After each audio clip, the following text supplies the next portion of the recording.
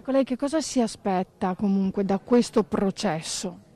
Ma quello che mi sono sempre aspettato e in cui credo fermamente è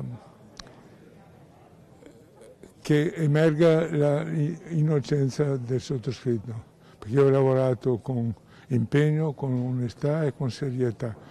E forse più di qualcuno si è dimenticato di come, perché sono stato in banca per quasi 20 anni e la banca è cresciuta ogni anno e quindi abbiamo distribuito cifre importanti di dividendi perché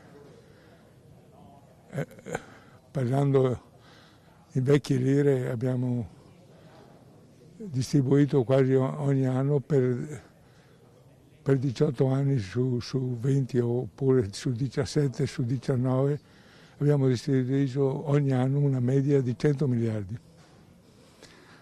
Mi sembra che abbiamo fatto un servizio importante per il territorio. I cambi di strategia, i cambi di regolamento, il cambio delle leggi dovuti all'entrata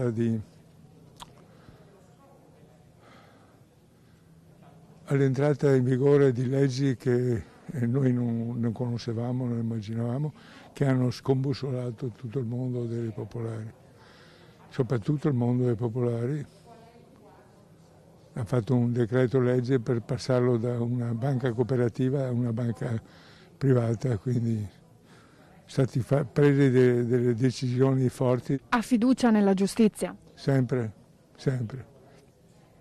Non di tutti i giudici, ma della giustizia sì.